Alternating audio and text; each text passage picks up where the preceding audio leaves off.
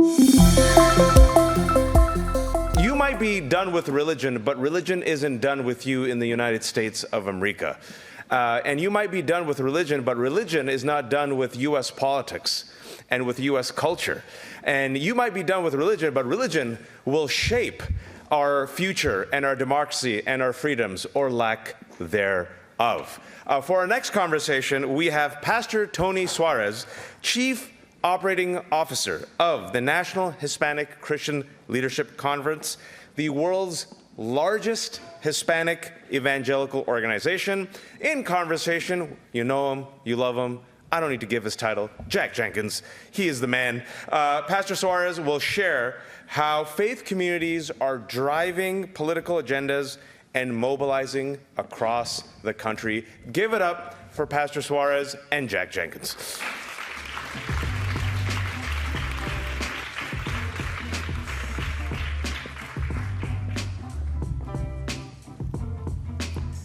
Hello, hello. Good to see you again. Thank you for being here, Pastor Suárez. And thank y'all for having us here. I have 1,000 questions to ask you, but they only give us 25 minutes. Yeah. So I'm going to begin with a question you could talk about for hours, because I wouldn't be a very good journalist if I didn't ask like overly broad questions and force you to like put it into 3 sentences. I'm curious, we know about the growing political and religious influence of Hispanic evangelicals here in the United States.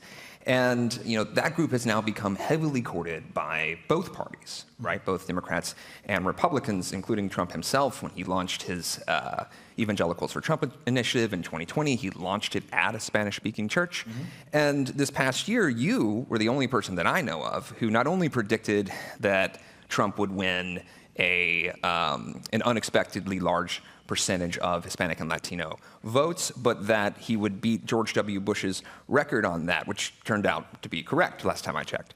So I wanted to ask how this dynamic developed within this community, about your top-line thoughts about how Hispanic evangelicals have risen to be a pretty important political force here in the United States, and how they are also influencing evangelicalism itself, and how the community is navigating that new engagement with power. Yeah. Well, first off, it's an honor to be with you. Never been in this room before. And just to spice it up a little bit, maybe I should add that I'm a 7-mountain believing, prosperity preaching, rapture seeking, Pentecostal preacher of the gospel of the Lord Jesus Christ. So just a little salsa, on your scrambled eggs there this morning. I remember back in 2015, I was at that time supporting a candidate named Marco Rubio. I was on the Rubio train, and I was pretty negative against, at that point, candidate Trump. I was on a particular show on a MSNBC, and I said, his candidacy needs to end like his last reality program. Somebody needs to look at him and say, Mr. Trump, you're fired. Well, then he was hired. Then he won the nomination, right? And I was very surprised that we had a call that came from the Trump administration or campaign at that time, inviting us to the table. And I sat at the table, and we had a voice at the table. And it really changed my opinion enough that I voted for him, and I have no problem telling that I voted for him 3 times. And that I've been on the Evangelical Advisory Board, and that I was the first Hispanic to join the Evangelical Advisory Board. What I found was someone that allowed us a seat at the table. And because we had a seat at the table, we had a voice at the table. Hispanics have never been married to one political group over the other. We've been married to the causes that that are important to our community, primarily immigration reform. But we saw that begin to shift even in 2015. I had always traditionally been a one-issue voter since the time I could vote. My father pastored in Chicago. Our church was predominantly undocumented immigrants. I was bailing people out of jail when I was 18 years old. I was their interpreter if they got pulled over by the police. I lived this reality, and this was, for me, the most important issue. And now I turned 45 this week, and I find that this issue is still not solved. And to be really honest with the subject, the last time that there was ever any true reform on the issue, I was actually in kindergarten, and Ronald Reagan was the president of the United States. So this is an issue that has confounded and irritated and frustrated Hispanics because we thought Democrats would take care of it, and they campaigned on the issue, and then they did absolutely nothing once they were in power. From President Obama to Speaker Pelosi and a host of others made so many promises to us. We're going to get this done, we're going to get this done. And then once in power, they said, we can't do anything, the midterms are coming up. And then after the midterms pass, well, then there's another election coming up. But to be fair, it wasn't just Democrats that lied. It was Republicans that at times were unwilling to come to the table of reason. But then there were those times like the Gang of Eight and George W. Bush that there was a willingness, there was an opportunity, but because of politics, it would always fall apart. And because of that, Hispanics relived why they came to the United States in the first place. Hispanics, there's two sentiments, if you ask me, and I hope I'm not on I am a preacher, so it'd be normal if I went on a rabbit trail. We'll probably raise an offering before I leave here. Sow that seed. For some Hispanics, this is a second chance. For Venezuelans, this is a second chance. Because there's a lot of Venezuelans that live with regret because they believed Chavez when he first came around. They thought this was the answer for Venezuela, and then they found their country in the condition it is now. And now they've come here seeking a second chance to right a wrong that happened in Venezuela. Then there's others that this is their first chance at liberty, whether it's a Cuban American or a Colombian American. My father was an immigrant from the country of Colombia. This is the first opportunity for many of them to find a free society with a government that's not corrupt. And I want to add and interject there because we all in the room, whether you're on the right or the left, we have frustrations, and I think at times have wondered about what corruption could there be. And regardless of any administration, I'd remind everyone that as bad as some people think the United States has become, we're still, in my opinion, the greatest nation on the face of the earth. And that's why we still have an immigration crisis, because everyone still wants to come, because it's still considered the land of the free, the home of the brave. And there's these aspirations for freedom of speech, freedom of religion, freedom of enterprise. So you find, anyways, that's a long way back to saying we were uncommitted to either party. And we came through the Obama presidency where there were so many promises that immigration reform was going to get done. When DACA came on the scene, we did not, this is the truth from the Hispanic community, we did not celebrate DACA. We were very nervous because DACA said it's the Deferred Action Program, which means I won't deport you today, but I might deport you tomorrow. There was legitimate concern, and if you go back and study the history of DACA, people were very reluctant to sign up because once you signed up, you were giving the government all of your information. Fast forward to where we are today, and we found that what we did was we put and I'm not criticizing President Obama. He was trying to help the issue because of a stalemate in Congress and the Senate. So what he did was he put a Band-Aid on the issue rather than solve the problem. So now Hispanics grow frustrated. You come through the first Trump presidency. There were overtures to immigration reform. I was part of those conversations with Reverend Rodriguez, who's my mentor, my pastor, my boss at the N8CLC. We met with Speaker Pelosi, and we met with the Trump administration. We served as kind of go-betweens in trying to bring something together. And we legitimately thought that there might be something that could happen in the first administration, and then COVID happened. And it really did delay and slow things down. But with respect to the previous administration, the Biden administration, there was nothing. There was nothing. As a Hispanic American evangelical leader, there was nothing that ever had any kind of real fuel behind it that was legitimate in getting done. Right now, there's a proposal that was given. I think she's a Congresswoman, Salazar, and there's about 50 members of Congress that are kind of getting behind it. It has some bipartisan support, but it's almost frustrating to celebrate that 50 people are behind it, because we've had other pieces of legislation where there were hundreds. There's so many times that we were so close, but we've been so far. So all of that has led to where we are. I think Hispanics are saying, out of their frustration, out of the Biden administration, they're saying, okay, we're going to try this way. But if they don't see Republicans follow through and do anything that actually benefits their community, they will not be married to the Republican Party. They'll stand as independents and say, we're going to vote for the candidate that best serves our interest. Sorry for the long-winded answer. Well, it leads into some of the other questions, and I appreciate that because that was a detailed policy conversation discussing how Hispanics in general and Hispanic evangelicals in particular have navigated that. But I did want to give you a chance to kind of respond to some of the criticisms that were just outlined in this previous panel because you are a faith leader, right?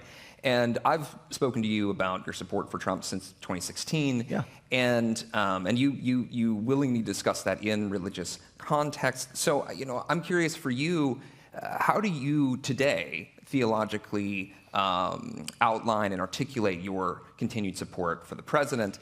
And in addition to that, I'm curious how you respond to the critics who say those who voice religious support for Trump are evoking or engaging Christian nationalism, for instance. I've heard people say that it borders on heresy when discussing a photograph that you were in praying over President Trump. I've heard people say that it's idolatry. I'm curious how you theologically make sense of this moment and explain your own support for the president in the midst of that. So I get frustrated with both sides. I long for the day when the left and right can come back to the same table of reason and have dialogue. Because I was at those tables. I was at those tables where we could sit together, and not even within the Christian faith, as just religious leaders. We could come together, we could reason together, we could coalesce around one idea, understanding we might disagree on 10 other issues, but if we agree on this one issue, let's figure out how to work together on this issue. My first experience, now again, this might be a different narrative than what you thought you would hear when you came to this symposium today, but my first experience with cancel culture and hate or kind of being pushed aside did not come from the right, it came from the left. I was on the board of the evangelical immigration table. Okay, I was a part of this. Now, yes, it said evangelical immigration table, but it was a little left-leaning, okay? When it was announced that I was endorsing candidate Trump, I was expelled from the evangelical immigration table. They kicked me off. They said, we don't want you at this table. People that used to take my phone calls all of a sudden unfollowed. They wouldn't answer the phone. They no longer wanted to talk. Now, when I sat at a table with President Obama, who I honor him, I respect him as the president. He did so many great things, but there were other issues that I disagreed, yet I could come to the table of reason. It was no headline news. There was no news article that Sam Rodriguez and Tony Suárez are at the table with President Obama or meeting with Speaker Pelosi or Leader Pelosi. But with Trump, it was different. That made headlines. That was divisive. And all we were doing was sitting at the same table. Sometimes the players change, but it's still the same table. If you're going to have influence, you have to meet with the people that are in power. So one time it's John Boehner, next time it's Nancy Pelosi, next time it's Paul Ryan, now it's Obama, now it's Trump, now it's Biden, and now it's Trump again, and in a few short years it'll be someone else. But we want to be at the same table to advance the issues that are important to our community. So that's my frustration with the left, that I don't always believe the left actually wants to have a conversation. I believe you want to rebuke and just push us aside. Rather than come to a table of reason and hear why. Why is it? Why would when you talk about Christian nationalism and you call it white Christian nationalism, a Colombian is standing in front of you. Yes, my pigmentation's a little lighter. I get it. But I'm a Hispanic. You can't call me a white Christian nationalist. Call me a Hispanic Christian nationalist, but let's have a conversation of how that happened. Stop blaming white people for why there's Hispanic conservatives that support Trump. Come hear why we are voting the way that we're voting. Now, at the same time, I'm equally frustrated with what I call the ultra-cons, the ultra-conservatives that have made of Donald Trump a Messiah. And you have to understand, I was, joking and have a little fun there at the beginning when I told you what I believe in. But I believe that the Word of God is true. I mean, without error. And that word says that I am the Lord, and beside me there is none. He said, I share my glory with no other. And I get really convicted when I hear people say, it's because of this man that the economy is doing this. It's because of this man that, to me, it becomes borderline idolatry, and I can't participate in it. I honor people in office. I esteem them. I'm thankful for their contribution. But the blessing of America, the blessing of of everything that we have, doesn't come from a White House, but from the one that one day is going to occupy the white throne. That's my theology. So I get very nervous in rooms where I was at the inaugural ball with my wife. Just context, and it's too long of a story to get into, but my first wife passed away 9 years ago. And I was left a single father of 3. So the first time I went, when President Trump was elected, I went to the inaugural ball together. I went to the inaugural ball alone. A friend of mine took a picture. We were just being silly, but I, prophetically put my arm around the air, like one day somebody will be right here. Well, years later, I remarry, and God brings Gina and I together. So this is my first opportunity to bring my spouse to one of these events. So she's with me. She's so excited. I mean, I still don't know what the dress cost and the shoes, and that's okay. That's okay, because in Pentecost, it's all under the blood. So whatever it cost, it cost. And so we stand in freezing cold weather. I mean, rebuking whatever turns your toes blue when you're walking in, and we go in, and it's just elegance, it's pomp, it's regal, it's wonderful. And then when that man and his wife, when the president, when they came on stage, these people in their, they're the most costly array. It was like a football game in there. I mean, people are tackling, they're pushing, people are climbing, crawling, just to get close enough to put a phone up and just get a glimpse. I couldn't do it. I told my wife, I'm sorry. I said, honey, us Pentecostals usually use these kind of mics for this reason. I'm like, honey, I got to, because it felt like idolatry to me. They were rushing the stage just to get a glimpse, and I don't want to participate in that either. So that's my faith conundrum, that I can respect someone, vote for someone, but when it borders on worship, I can't participate. Well, I did want to ask push back a little bit about when you're framing being cleaved from organizations because of your views. I do think you're supporting a president who famously denigrates people he disagrees with. But I point that out because the other thing I wanted to ask you about is your assessment of what's happening in the midst of the president's mass deportation efforts, right? Like, we're sitting here in the midst of this national immigration crackdown. We have ICE raids happening everywhere, including actually here in New York City yesterday, but also in LA and DC and Chicago. Apparent DHS agents, we at RNS have seen them activate near or on church grounds at least 10 times. They haven't raided a church yet, but the Trump administration has rescinded the memo that would discourage them from doing so. And religious leaders have been speaking out about that and out of concern about them basically since day one of Trump's presidency. Now, for you, though, I'm curious what you're hearing from the Hispanic evangelical community, because I know you travel a lot. You just got here, and I think you're about to fly off from here. Like, what you're hearing from those communities who are frustrated, so that that for them this can be a life or death experience under these policies being instrumented by the president. Yeah. So we hear fear, and you hear frustration. I think that this conversation, the conversation of the mass deportations and the fear, context matters. It does actually matter where you live. For example, I have a relative who pastors in the Midwest. That relative has practiced and it's a predominantly Hispanic congregation. They've practiced how to evacuate the building if there was an ICE raid at their church. And this is a relative that I hold in high esteem and I love and respect. And that relative told me, Tony, you living in the Smoky Mountains are living in a different reality than what I'm living here in the Midwest. So no, they haven't come yet, but if they come, we're going to protect our people. And so they actually simulated with their congregation what they would do, how they would have a U.S.-born, United States citizen, English-speaking usher, representative of the church, meet the agents at the door while giving time. So, I mean, that's legitimate fear, and I can respect that. And I can also say that, yes, this administration has not helped to qualm the fear. Okay, if they're not going to raid churches and they're not going to set up in the parking lots of churches, and just say it.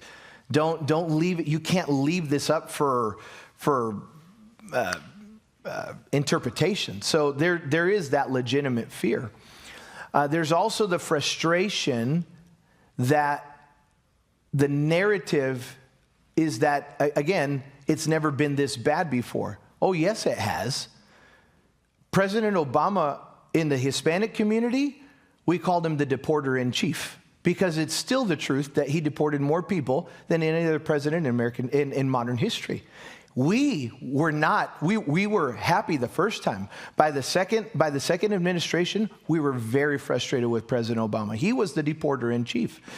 If you hear Bill Clinton's speeches on immigration and enforcement and deportation, and I'm, again, sarcastically, you could say, ooh, who was tougher, Clinton or Trump? So we've been here before. That's what's frustrating. This is the conundrum of the Hispanic vote. This is why we're not 100% Democrat. We're not 100% Republican. We've been toyed with on both sides. So I'm very frustrated with it. I don't blame President Trump as much as I blame Stephen Miller. Okay, I don't have any problem telling you I'm not a Stephen Miller fan. I'm very frustrated with him, and I hold him responsible for a lot of the ideology and a lot of the and again, we've met with President Trump. I don't know. It would be wrong for me to say I'm the only one, but Elijah did that one time, and they found out there's 7,000 other prophets. So I might be one of the only ones in the room to tell you, I believe President Trump does want immigration reform, okay? But we've always said, both left and right, if we're going to be fair, from the most liberal side of the conversation of immigration reform to the most conservative side, okay? There's been many ideations of this from the Immigration Forum, Bible's Business and Badges, all the different groups. We always said you can't have immigration reform without securing the southern border first. So how can you denounce the enforcement and the closure of the southern border when you said we had to have that first before we could ever anything else? Well, that finally happened for the first time in most of our lifetime. This is the most secure the southern border has ever been. We always said that was the first step. All the groups are a part of EIT, from the most left to the most right. We always said, so now you have the southern border is secure. Now we have to tackle this issue, which is the one that matters, that's especially close to my heart. What do you do with 15 to 20 million undocumented people that came here, and many of them came here because American companies said, come over, we got jobs waiting for you. There's two proverbial signs at the border. One says, do not enter, but then there's a bigger one with bright lights that says, help wanted, inquire within. And so they're here. What do we do? They go to school with our kids. They worship with us. This is the issue that must finally be dealt with. And no, you can't deport 15 to 20 million people. It'll never happen. You can't do that. There has to be a reasonable a method to bring reform once and for all. And I think we're running out of time. So the last thing I'll say before we receive that offering together is that I believe in the concept of revival. Pentecostals, of course, we believe in revival. I would like there to be a revival of compassionate conservatism. I don't know why compassion is a dirty word or a bad word, especially, and I don't know that, and again, from my worldview, I don't hear conservatives say it, but sometimes it feels like it. And so I'm praying that there would be a revival of compassionate conservatism that would that would care about the poor, that would care about the broken, that would care about the less fortunate, and care about the immigrant. And I pray that in that compassion, a lot of us could find ourselves back at the table working and reasoning together again. Well, with that, I think we have time for Q&A real quick. So if there are folks, I see a lot of hands up. Do I choose this or do you choose this? Right here. Well, let's do this. I want to be fair. Let's do 2 questions, and then you can answer it. That's the way we get at least 2 questions. Okay, gotcha. Thank you. Heather Cabral, Director of Communications at Faith in Action. I am both Indigenous, and I come from an Indigenous and immigrant home. And so listening to your words, in a way, I have to be honest, felt harmful. I've got a question for you as a pastor doing this work. Last week, Pastor David Black in Chicago was shot in the head by rubber bullets. There was another pastor from Chicago who was violently thrown to the ground, a young woman. And we've seen clergy all across this country putting their lives on the line to create change. What is your message as a person of faith to clergy? And also, in the last panel, Dr. Glaude reminded us that the reconciling of the Christian faith with the selling of human bodies is what brought us modern-day Christian nationalism. So how are you, as a faith leader, reconciling your faith with what we're seeing in the streets, both to clergy, but just our humans, our siblings across the country? Yeah. Pastor, one second. We're going to ask both questions. There was a hand up here. There you go. A man with a collar. Got to go to you. Father Tom. Thank you. Tom Reese from Religion News Service. I come from the Catholic tradition, and the Catholic bishops would probably be on the same page as you with most public policy issues. And they also want a place at the table, and they'll talk to whoever is in power. But the one thing they don't do is endorse candidates. Mm-hmm. And I was wondering what you think the pros and cons of those of endorsing or not endorsing candidates is for both the country and for the churches. Well, if I can address the easy question first. To the U.S. Council of Catholic Bishops, is that right? Yeah. So first off, I love Pope Leo because he and I are the only 2 White Sox fans left in the world, and I'm very thankful for the Pope, and I'm thankful. Yeah, I'll be this transparent with you. I don't know that I'll endorse any more candidates after this go around. I think that's part of the issue why we can't come to the table.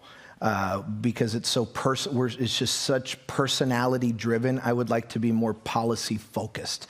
I'd like to talk more about concepts and ideas and policy more than argue, how dare you vote for that man or how dare you vote for that woman. So I think the Catholic Church is right in that, and I endeavor in the future to adhere to that standard, because when I first started working with Reverend Rodriguez, by the way, he never endorsed. I did. And I want to clarify that. The NHCLC never endorsed one candidate. I endorsed. And I take that on me. That's always been on me. I let Pastor Sam know as a private citizen I'm going to endorse. I'm going to be vocal about it. And he said, that's your choice, but make sure it's understood. So I do want to clarify that it was never done through the NHCLC. It was done through me. So to the first question, answering second, I hear you. I'm disappointed that my response would bring any consternation or fear or any of that. I'm not aware. I heard about the pastor that was shot by, was it a pepper bullet?